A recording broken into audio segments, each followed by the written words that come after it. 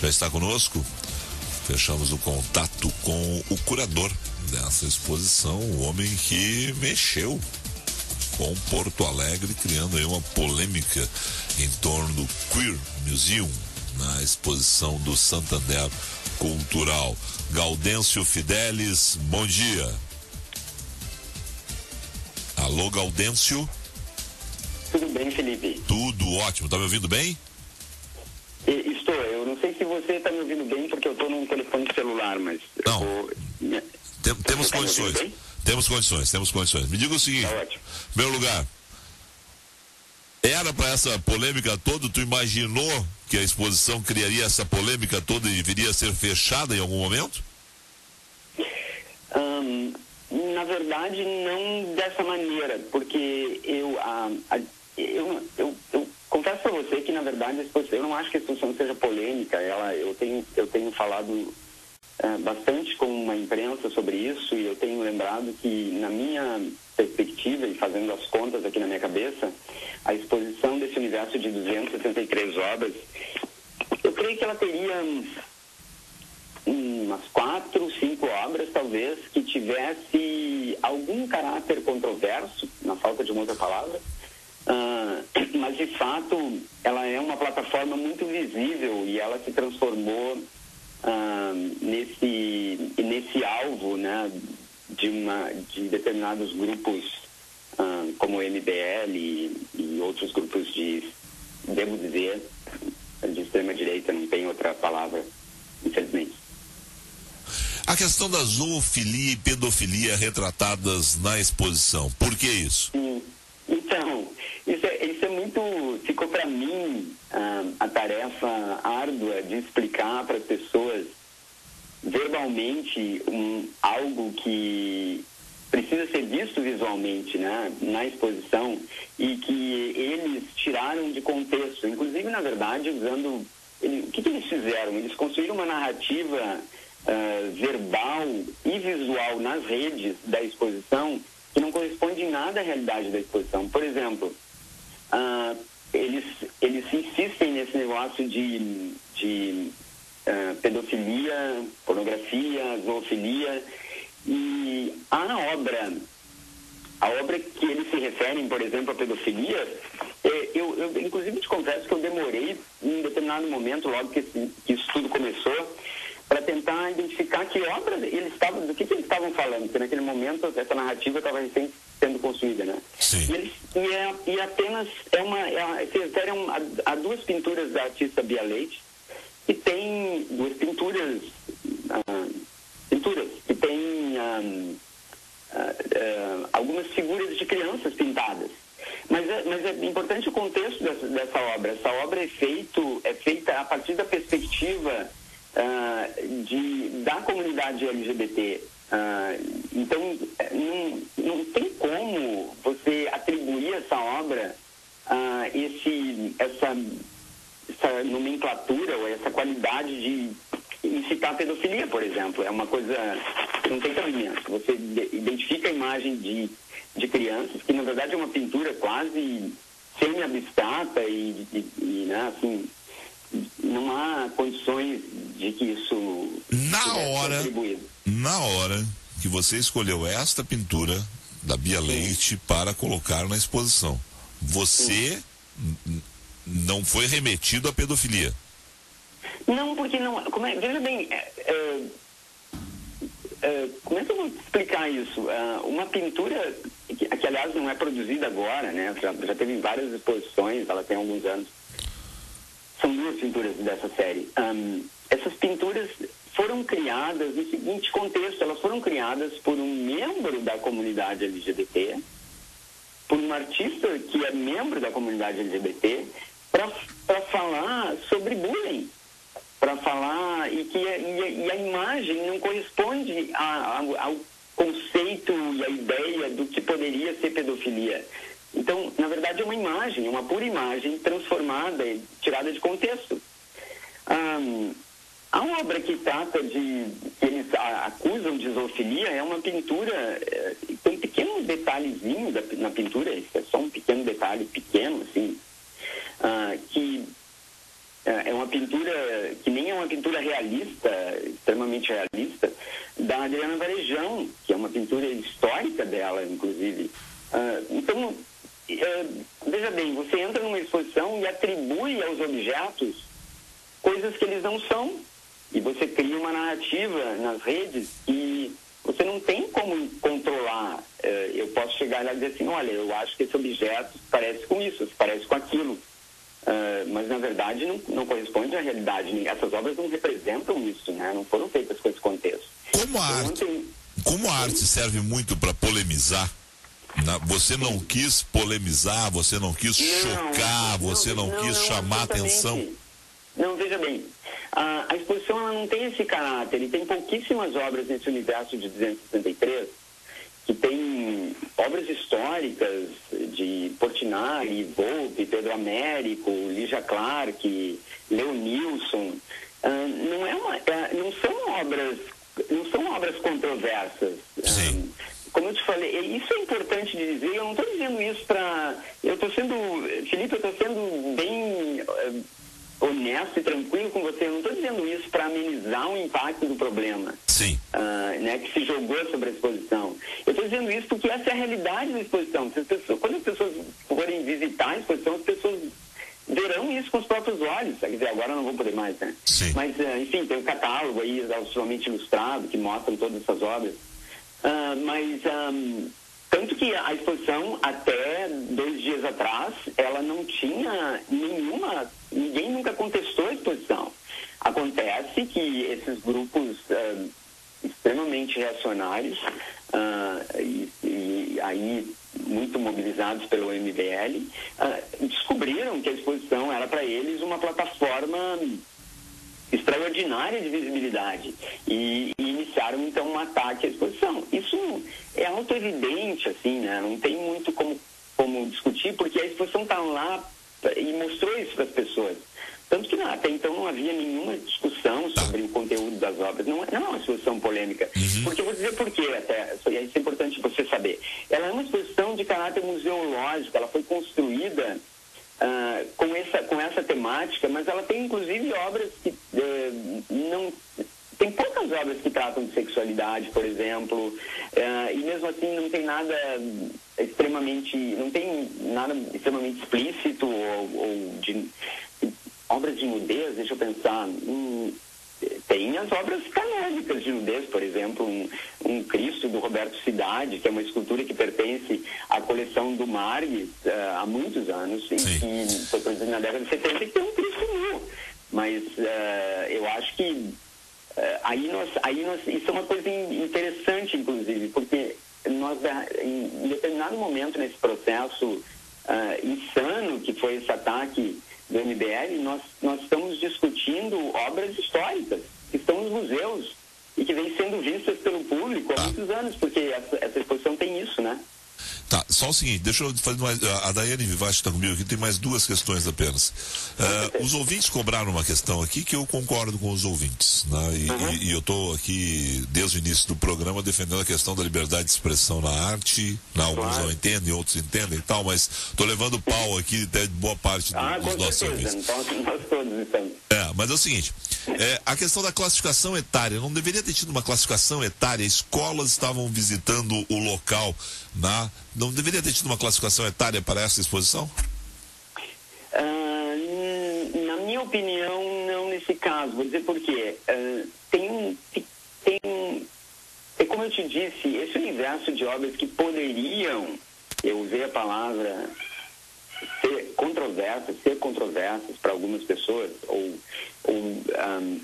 tem algumas obras que são abstratas, por exemplo, e as pessoas se disseram atingidas, né, nesse grupo de pessoas que estão contestando a exposição.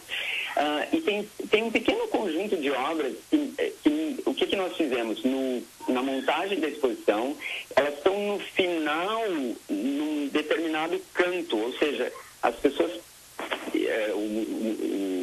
O Santander tem os monitores, né, os mediadores, que acompanham as escolas. Então, por exemplo, isso é normal em cada exposição. Quando você tem obras que você acha que possam ter alguma controvérsia, você as coloca no final de um trajeto. Então, as pessoas têm a opção de ir até ali e não continuar, por exemplo. Então, a exposição é toda cuidadosamente montada para isso. E não há nada, de fato, na exposição que seja ofensivo do seu ponto de vista do que as pessoas concebem como questões morais, etc. Nós não seríamos tão irresponsáveis a esse ponto. Não é a primeira exposição que eu faço, eu já fiz mais de 50 exposições e eu não teria essa irresponsabilidade. Tá. Bom, a Daiane tem uma outra pergunta, uma última, só uma questão. Você foi surpreendido pela decisão do Santander? Ela foi adotada sem nenhum comunicado a você? Fui. E eu não estou falando isso, eu sempre faço essa ressalva em todas as entrevistas que eu tenho dado desde ontem. Eu não estou falando isso para me esquivar da minha responsabilidade sobre a exposição. Ao contrário, eu tenho respondido à imprensa com toda a transparência e dando todas as informações que me são solicitadas. Mas, de fato, o Santander não me consultou sobre a exposição. Eu declarei isso ontem numa entrevista ao Globo. E eu fiquei sabendo via WhatsApp quando um amigo me postou, eu não estou nas redes sociais, postou o texto que o Santander publicou no Facebook. Tá. Desde quando a exposição estava aberta? Dia 15 de agosto. Perdão, 15 de agosto. 15 de agosto, portanto, há 26 dias. Daiane Vivati. Perdão. Não, por favor, a Daiane Vivati tem uma pergunta. Sim. Gaudêncio, você falou em ataques à exposição até esse momento, mas com relação a ameaças, você pessoalmente recebeu ameaças ou pessoas que visitaram a exposição, vocês sofreram algo relacionado a isso? O que aconteceu? É importante isso que o Felipe tinha mencionado. A exposição estava completando 26 dias sem nenhuma observação, sem nenhuma crítica, sem nenhuma contestação por parte de ninguém. Eu estou falando isso para você e eu posso garantir para você. E de repente, na véspera do feriado, nós começamos a sofrer ataques assim, verbais de membros do MBL ingressando na exposição e atacando, isso é importante, atacando o público, os adolescentes de escolas, crianças na faixa pré-escolar, público em geral, e abordando eles e dizendo, vocês, com câmeras, dizendo, vocês são pedófilos, vocês estão aqui numa exposição que trata de pornografia, e daí utilizando essas imagens para fazer vídeos, etc. Isso foi muito rápido nesse processo todo, teve um feriado no meio, em 3 dias eles aumentaram essas agressões. Eu, em determinado momento, fui agredido pessoalmente e verbalmente dentro da exposição. Várias pessoas, vários visitantes. As pessoas ficaram bastante indignadas com isso. E, claro, agora eu recebo ameaças de morte e tudo aquilo que as redes têm propiciado também quando se trata dessas investidas mais conservadoras, né? E, Gaudêncio, você pretende tomar alguma medida com relação a isso? Porque eu também vi nas redes sociais, enfim, comentários relacionados a ameaças à sua pessoa. Você pretende tomar alguma medida relacionada a isso? Nesse exato momento, ainda não, Daiane, mas nós estamos monitorando todo esse processo e vendo que tipo de atitude nós vamos tomar, porque, de fato, há um nível, eu devo dizer, na falta de outra palavra, de loucura que se instaurou nesse processo, que está um pouco, que foge a qualquer condição do que a gente possa considerar civilidade. Então, realmente, quando as pessoas são colocadas em perigo, não só eu, como artistas, sendo ameaçados, e pessoas relacionadas à exposição, todo mundo que defende a exposição nas redes está sendo atacado. Aí eu acho que é um processo bastante problemático, né? Bom, tem uma situação seguinte, primeiro, as pessoas estão vendo dificuldade em tu defender a tua exposição. Vários ouvintes, ele não está sabendo explicar, ele não sabe muito do assunto, estão te criticando por isso. Não, é um nervosismo teu em função das ameaças, é uma... Não, mas veja bem, mas Felipe, vamos tomar essa entrevista como... Eu tenho certeza que não há possibilidade da gente de ouvir todas as entrevistas, mas vamos tomar a entrevista que eu estou fazendo com você nesse momento. Você acha que eu estou explicando mal a exposição ou eu estou... Não, eu estou passando... Eu estou falando para a audiência, assim, há algum nervosismo da minha parte? Não há, eu acho que eu estou com absoluta tranquilidade. Sabe qual é a dificuldade, na verdade, Felipe, nesse processo, Felipe e Daiane? É que eu tenho que explicar uma exposição cuja narrativa verbal e oral e visual foi construída diferentemente do que é a exposição, e que as pessoas agora não têm acesso para ir lá ver. Porque eu não dei nenhuma entrevista, eu não fui chamada da entrevista antes do fechamento da exposição, entrevista sobre nesse contexto, né? Então eu não podia dizer, eu não posso hoje dizer para as pessoas assim, as pessoas podem ir lá e ver ao vivo o que é a exposição, porque você tem um limite pelo qual você possa explicar uma narrativa oral sobre uma obra. Eu não tenho muito como, mas existe limite de vocabulário para isso, inclusive. Sim. Como eu estava no início, eu hoje em várias entrevistas expliquei várias obras, tentando traduzir verbalmente. Então sobre isso, pergunta o que um Cristo retratado com um macaco tem a ver com o universo queer. Rodrigo de Farroupilha, Serra do Rio Grande do Sul. Veja bem, não tem um Cristo retratado com um macaco na exposição. Esse é um detalhe interessante. Porque agora o que existe é uma Madonna.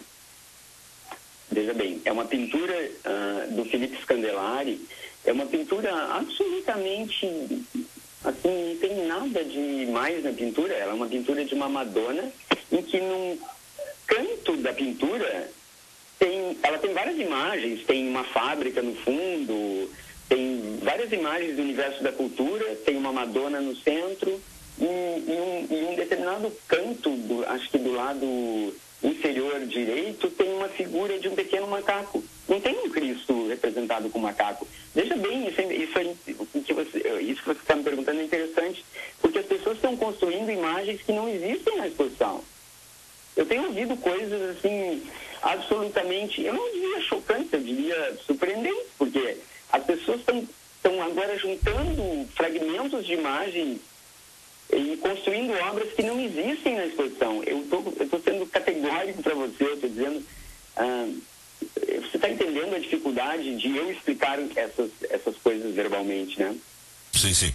Bom, só para fechar uma questão assim, eu não quero simplificar também, mas pelo jeito tem muito do não vi e não gostei. Sim, absolutamente. Tem muito disso.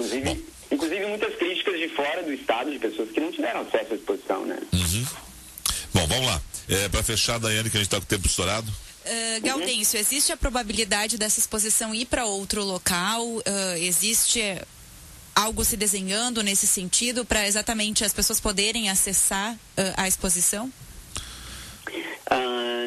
Na verdade não, Daiane, porque existe a exposição tinha uma discussão incipiente sobre itinerância para fora do estado, mas na verdade não há uma questão de logística enorme para você mover uma exposição dessa para qualquer local, então essa possibilidade não existe. Nem aqui em Porto Alegre? Não, porque a logística para esse tipo de exposição que envolve seguro, transporte, courriers que acompanham as obras, profissionais especializados, museólogos, etc., para você mover uma exposição, não é nenhuma questão de distância, é uma questão de realmente, na hora que você tenta mover a exposição de lugar, ela tem que seguir uma série de protocolos pelo volume de empréstimo de obras de coleções, museus, etc., e ela envolve uma logística que é absolutamente impossível. Essas obras elas têm que seguir protocolo de seguro, transporte, etc., que é impossível de fazer. Tá bem. Bom, só uma opinião aqui, lá de 9h38 e eu não tinha lido, né? Voltando àquela questão do escolas de menores estavam sendo levadas à exposição e a visita valia nota. Quero fazer uma exposição com pornografia, limite a idade do frequentador. Né? Foram levados só para fechar aqui. Sim. Excursões foram levadas por professores, né? Filmes do cinema e na TV têm classificação etária. Deixar menores expostos às vontades de um adulto com suas visões de arte ou pornografia é um tanto indesejável ou até mesmo covarde. No Louvre, MoMA, outros museus que frequentei, exposições mais polêmicas são sujeitas à classificação etária. O Pedro Ferrapontoff. Sim. Eu vou repetir de novo, eu vou ter que... As minhas entrevistas, elas têm virado um mantra, assim. Eu vou repetir de novo. E, infelizmente, e eu acho que por isso, eu acho muito ruim a atitude do Santander de fechar a exposição nesse momento, porque ela impede que as pessoas possam ir ver em loco o que outras pessoas estão dizendo sobre a exposição. A exposição não é uma exposição que tenha pornografia em nenhum momento e por essa razão ela não tem essa classificação, é só por isso. Ela não teria sobrevivido a 26 dias sem ações judiciais ou qualquer coisa desse tipo se ela tivesse, você entende? Sim. Então, ela de fato, isso é importante ter muito claro para todos nós nesse momento, assim. É por essa razão que a exposição não tem faixa de classificação. As escolas foram... Ninguém abre uma exposição dessa de uma maneira irresponsável. As escolas... acho que você mencionou que as escolas ganhariam nota ou alguma coisa... Ele mencionava aqui, o Pedro Ferrapontoff. Então, assim, aí seguramente é uma outra invenção, assim, porque eu não sei como é que as escolas funcionam, ou que cada uma funciona, mas, enfim, a dificuldade é você... o que eu estou dizendo é isso. A exposição não teria por que ter classificação de faixa etária porque ela não tem esses elementos. Perfeito. Então, é simples. Agora, eu tenho que narrar isso para você contra uma afirmação que eu só posso dizer. Não é assim como a pintura que eu descrevi há pouco, né? A gente explodiu o horário aqui, eu quero te agradecer. Sim. Não teremos portanto, Queer Museu em Porto Alegre, mas quem quiser assistir a algo semelhante, vá a Tate em Londres, que até 10 de outubro tem a Queer British, arte de 1861 a 1967, na Tate em Londres, tá? Entrada... extraordinária, aliás. A entrada franca. Obrigado a você aí, um excelente dia de trabalho. Para você também, um grande abraço.